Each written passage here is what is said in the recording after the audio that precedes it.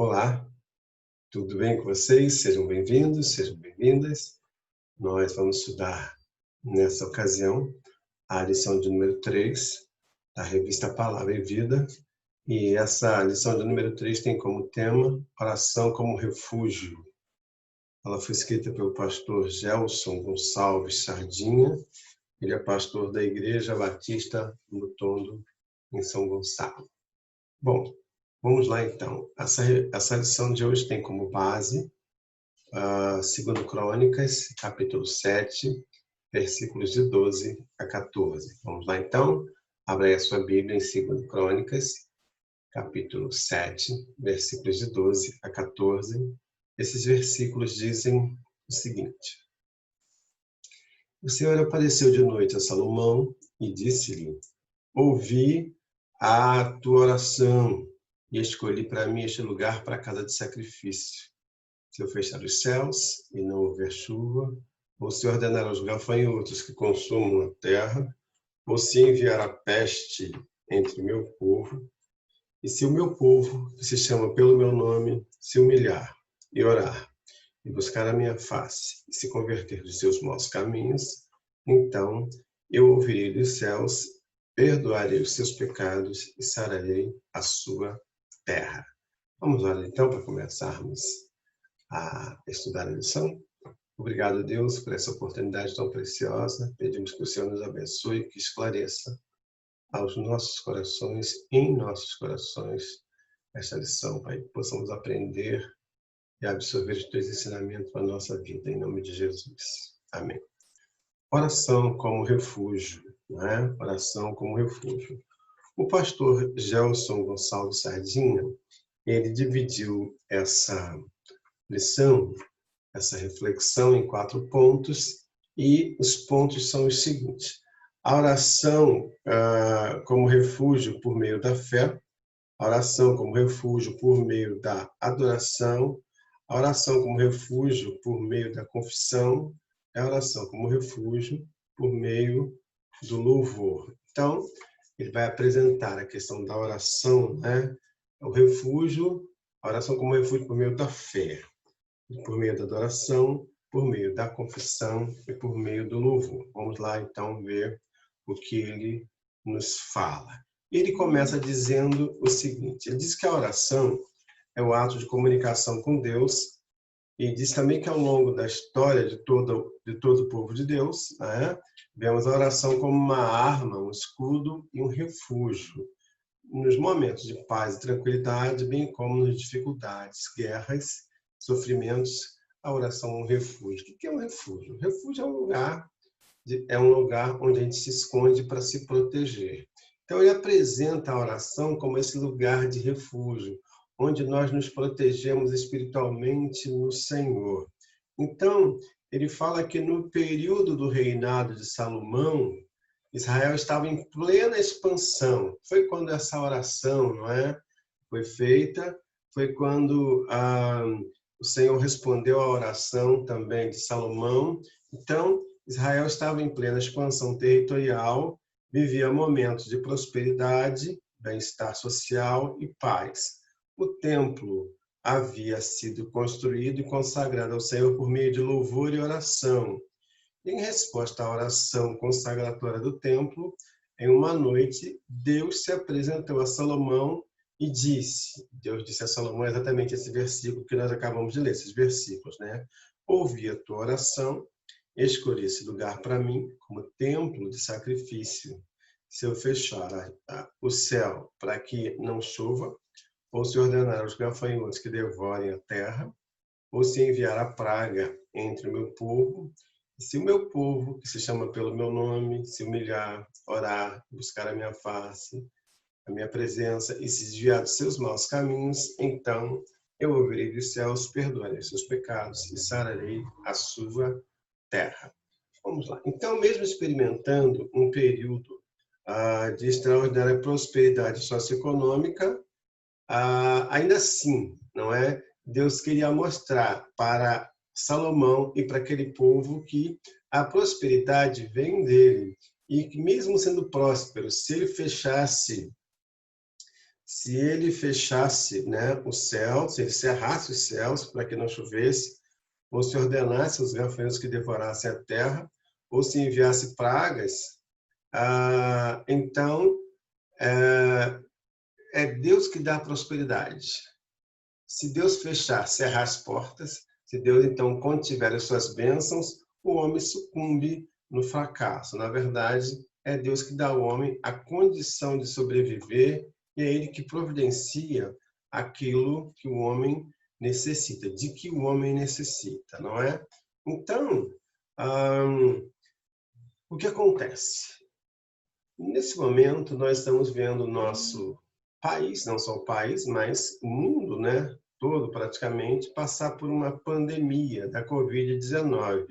E, até esse momento, não tivemos ainda a descoberta de uma vacina, de um antídoto para essa terrível doença, não é isso?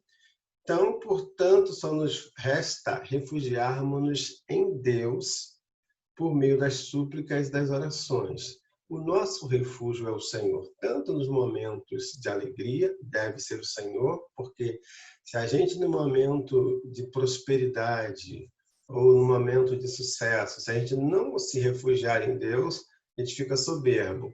E no momento de dificuldade, se nós não nos refugiarmos em Deus, nós perdemos o ânimo. Então, Deus vai ser sempre o nosso refúgio, sempre, quer seja nos momentos de sucesso, quer seja nos momentos de dificuldades. Aí o primeiro ponto que o pastor destaca aqui é a oração refúgio por meio da fé.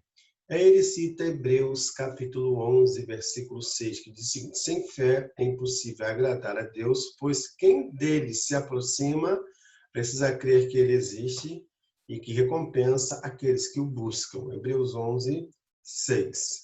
Vamos lá. A fé, aquela que nos leva à salvação, não é?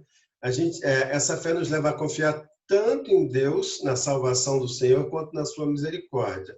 Fé não é só conhecimento intelectual, não. Há pessoas que até leem a Bíblia como um livro de história, como um livro, enfim, como um livro que tem muitas informações, mas de nada adianta ter essa informação intelectual e literal sobre a Bíblia se, na verdade, não tiver essa experiência de fé com Deus, não é? Então, a fé não insiste somente em conhecer a razão para as ações de Deus, mas considera Deus como a maior das bondades e misericórdia. O dia que o homem conseguir entender Deus na sua totalidade, ele deixa de ser Deus. Deus não cabe em nenhuma definição humana. Deus não cabe exatamente no entendimento humano. O homem conhece de Deus somente aquilo que Deus revelou através da sua palavra. Além disso, precisamos, pela fé, crer que o Senhor é aquele que cuida de nós. Então, vamos lá. A oração mais significativa é aquela que brota de um coração cuja confiança está depositada em um Deus que agiu e falou através dos antigos servos e, por último, por intermédio do seu Filho Jesus e dos ensinamentos da Bíblia. Então, a Bíblia fala que Deus nos falou de muitas maneiras, não é? Aos nossos pais, pelos profetas, que hoje ele nos fala em Jesus, nos fala através do Filho, não é? Então, uma vida devocional vitoriosa tem como pedra angular, tem como pilar, tem como base máxima, né? Base insubstituível, essa pedra angular que é Jesus, as palavras de Cristo, a obra de Cristo. Isso é que, na verdade, alicerça a nossa fé, não é? Isso é que, na verdade, alicerça a nossa fé. E com base na afirmação bíblica de que Deus é pessoal, vivo, conhecedor de todas as coisas, infinitamente sábio e todo-poderoso, cremos que ele pode nos ouvir e nos ajudar. Lembram-se daquele versículo de Romanos 1:17, somente a parte B? O justo viverá da fé, não é? O justo viverá da fé, viverá por fé. Seremos justos não quando olharmos para a lei, nem quando exibirmos nossas virtudes e ações diante de Deus, mas sim quando declararmos que Deus é propício a nós por meio da fé, pela qual Ele nos ouve. Então, nós somos salvos, né, por meio da fé e conseguimos nos aproximar de Deus por meio da fé. Essa oração é um refúgio no meio, por meio da fé, não é? Então, muitos de nós, por vezes, ficamos envergonhados por causa de nossa fé, ou escondemos-nos dos outros o fato de sermos cristãos. Em alguns ambientes, principalmente, né, num ambiente mais intelectualizado, algumas pessoas têm vergonha de se confessarem cristãs, têm vergonha de dizerem que creem em Deus porque têm medo dos rótulos que possam receber. Mas nós precisamos, então, afirmar, confirmar a nossa fé. Claro, não precisamos bater no peito e dizer que somos crentes, cristãos. Não, não é isso.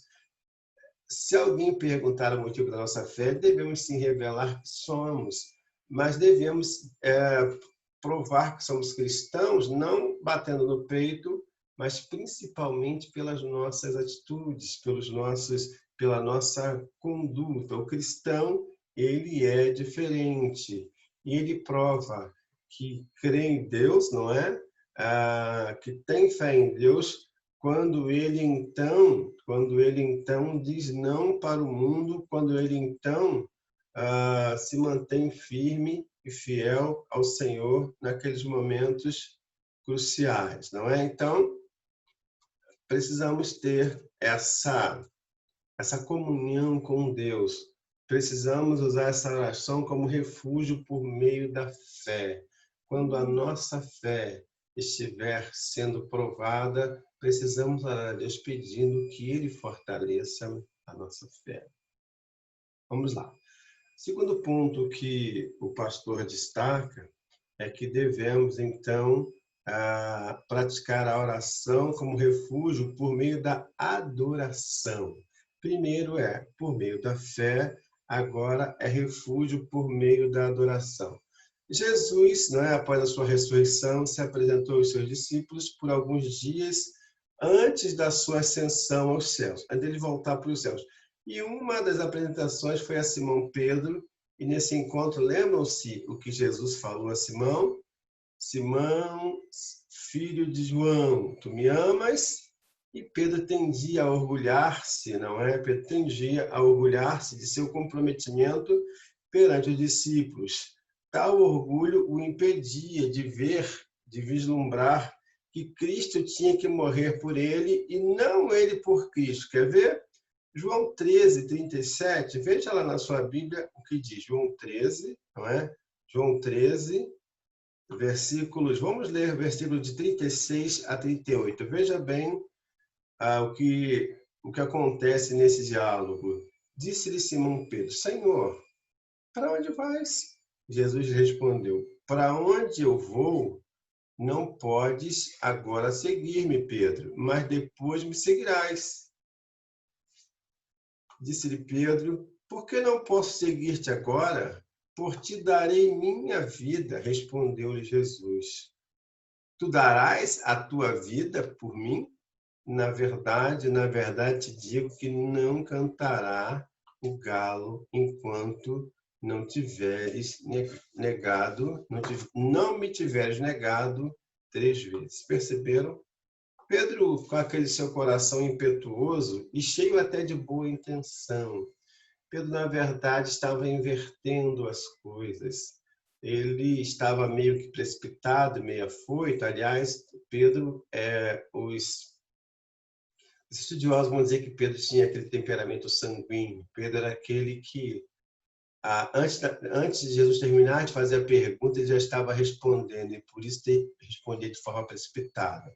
Na verdade, Jesus precisava morrer por Pedro, e Pedro estava invertendo. Senhor, se preciso for, eu morro pelo Senhor. Claro que Jesus, na verdade, quer que nós o sirvamos de forma de forma íntegra, de forma inteira, de forma integral, né? De forma inteira. Mas, naquele momento, era Jesus que tinha que morrer por Pedro, e não Pedro por Jesus. Então, Jesus chamou a atenção de Pedro, porque Pedro estava invertendo as coisas. Não é? Então, em seu triplo diálogo com Pedro, Jesus restaurou aquele discípulo para o serviço a ele, ao próprio Cristo, e ao seu rebanho. Lembram-se quando Jesus disse assim: Pedro, tu me amas? Aí Pedro disse sim. E Jesus voltou a perguntar: Pedro, tu me amas? A segunda vez, Pedro disse sim, Senhor. Pedro, tu me amas? Respondeu a terceira vez. E aí Pedro disse sim, Senhor, tu sabes que eu te amo. E aí Jesus disse assim: olha, vá e apacenta as minhas ovelhas, né? Apacenta o meu rebanho. Mas então, Pedro era aquela pessoa cheia de boa intenção, mas que por vezes, pelo fato de ser humano como eu e você somos, ele então se precipitava e invertia um pouco os ensinamentos de Jesus, como eu e você de vez em quando fazemos, não é? Então, na verdade, essa oração essa oração por meio da adoração, ela deve ser consciente. E essa adoração, ela primeiro deve nascer de um coração comprometido com Deus, né? Na adoração reconhecemos que quem tem a primazia de nossa vida não somos nós mesmos, nem os outros, nem o nosso trabalho, mas Deus, não é? Mas Deus é Ele que tem a primazia. Diante de Deus, os anjos cobrem o rosto, não as criaturas celestes se rendem, né? As criaturas também terrenas se rendem. Então, diante de Deus, os anjos cobrem o rosto e clamam: Santo, Santo, Santo é o Senhor dos exércitos. Lembram lá Isaías, capítulo 6, versículo 3? Isaías, capítulo 6, versículo 3, fala exatamente assim, né? Quando aqueles seres celestiais se prostraram diante do Senhor, cobrindo o rosto e adorando ao Senhor, não é? Então, ao adorarmos ao Senhor com verdade e amor, nos refugiamos nele por meio da oração.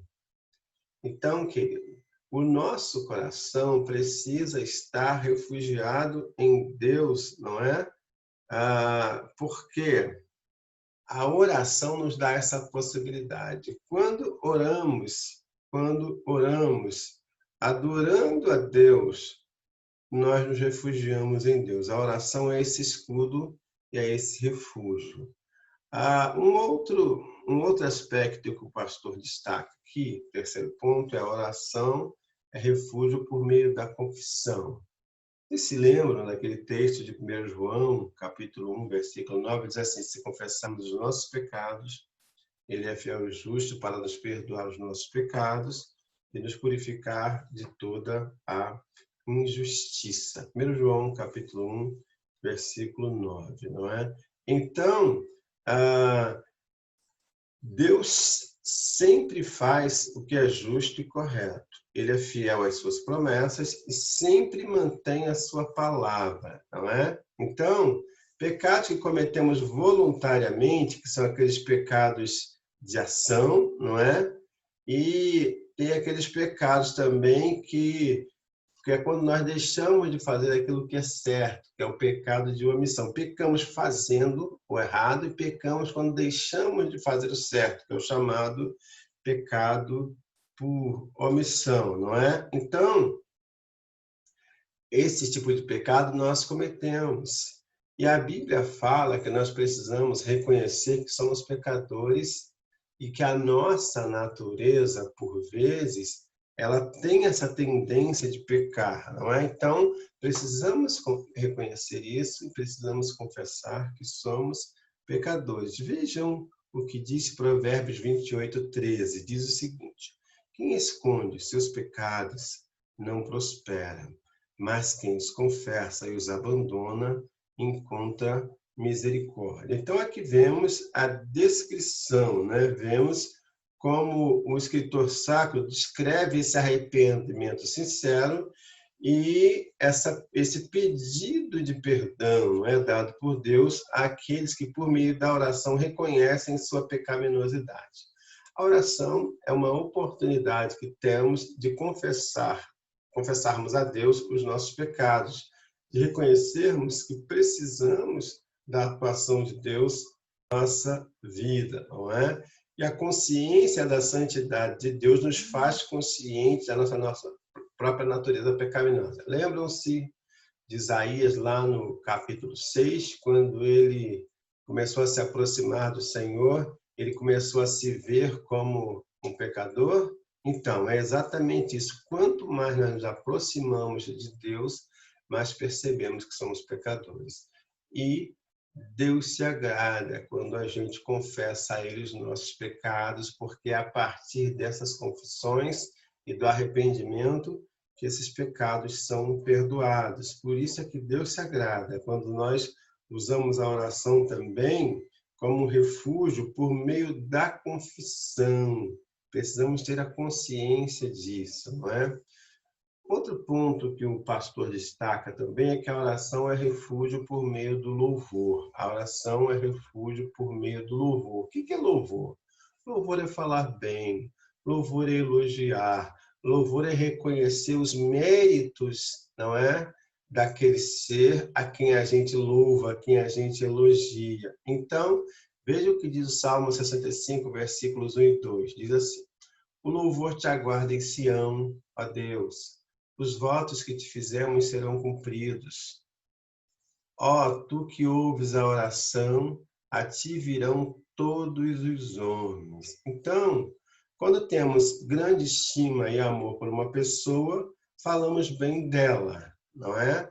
Então, louvor significa elogio, significa reconhecimento desse mérito, não é? Então, aquele a quem honramos e amamos mais do que qualquer outra pessoa recebe naturalmente o nosso maior louvor.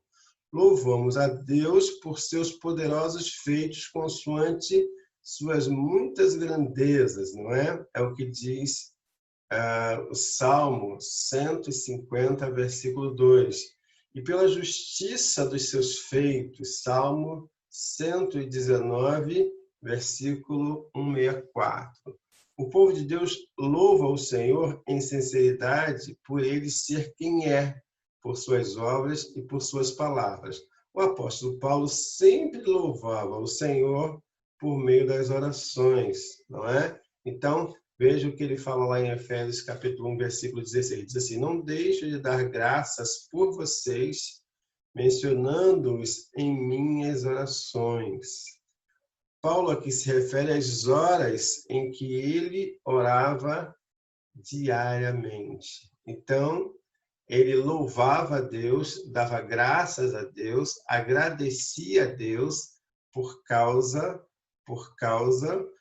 daqueles crentes lá de Éfeso, né? Então ele agradecia a Deus, louvava a Deus por aquelas pessoas, elogiava a fidelidade do Senhor por aquelas pessoas, aqueles irmãos serem tão abençoadores, não é? E há um erro muito comum, né, em nossas igrejas, um erro de só nomear como louvor o momento dos cânticos. Não, louvar não é tão somente cantar. Claro que quando a gente canta e a gente então evidencia os atributos de Deus, evidencia a grandeza de Deus numa canção, estamos louvando. Por quê? Porque essas letras elogiam os feitos do Senhor. Também não deixa de ser um louvor. É por isso que até as músicas, as suas letras têm que ser letras com conteúdos bíblicos. Não podemos cantar, não devemos cantar nas igrejas músicas que não tenham conteúdo com fundamentação bíblica. Não estou dizendo que tenhamos que cantar o versículo literalmente, não é disso que estou falando. Mas estou dizendo que toda mensagem musical cantada em culto deve ter como tema central reconhecer os feitos do Senhor. Por isso, sim, isso é louvor. Isso é louvor. O salmista no Salmo 34, versículo 1, assim se expressou. Veja bem como o salmista falou no Salmo 34, versículo 1. bendirei ao Senhor em todo o tempo. O seu louvor estará sempre nos meus lábios. Bendirei, ou seja, falarei bem do Senhor. Louvarei o Senhor. Elogiarei o Senhor por aquilo que Ele é para mim.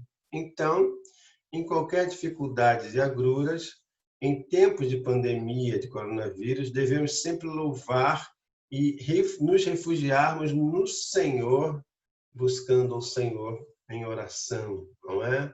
É verdade, as lutas existem, mas Deus não deixa de ser bom por isso.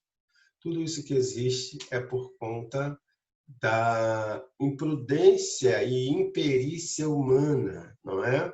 Mas não é por isso que Deus deixa de ser bom. Não é por isso que Deus deixa de ser bom. Não é à toa que a Bíblia compara a doença, o pecado, a uma doença, a uma enfermidade. E olha, o pecado é a pior doença que existe, não é? Por quê? É a única doença que pode nos separar do amor, da presença de Deus. Nenhuma doença, nenhuma enfermidade pode nos separar da presença de Deus. Coronavírus não pode separar a gente da presença de Deus. Não pode. Mas o pecado separa, não é? O pecado separa. Então, para que haja cura dessa doença maligna chamada pecado, só há uma alternativa, uma só vacina: perdão de Deus. Assim como o homem está procurando descobrir, os cientistas estão procurando descobrir, não é, uma vacina para curar o coronavírus, para o pecado, Deus já mandou a vacina para a cura do pecado, para a cura da condenação do pecado. Essa vacina é Jesus Cristo. Então, querido, nenhuma doença pode nos separar do amor de Deus, pode nos afastar da presença de Deus. Só o pecado pode fazer isso, né? Então, assim como precisamos de uma vacina contra a Covid-19, precisamos também do perdão de Jesus para nos curar da condenação do pecado. E se você quiser ficar imune da morte espiritual, vá ao refúgio da oração, não é? Pois o médico dos médicos está lá. Então, Jesus é aquele que é o médico dos médicos. Ele nos cura da pior doença que existe, da única doença que pode nos separar, nos afastar da presença de Deus, da única doença que pode nos fazer sermos reprovados por Deus, que é o pecado. Então, para você pensar, você tem consultado a sua caderneta de vacinação, que é a Bíblia? Lembram-se? A criança, não é? Tem uma caderneta de vacinação. E quando ela toma vacina para se proteger de determinadas enfermidades, aquele estabelecimento, o recinto onde ela foi vacinada, esse recinto então vai lá e carimba naquela caderneta de vacinação. No dia tal foi vacinada contra tal enfermidade. A Bíblia nos vacina contra o pecado.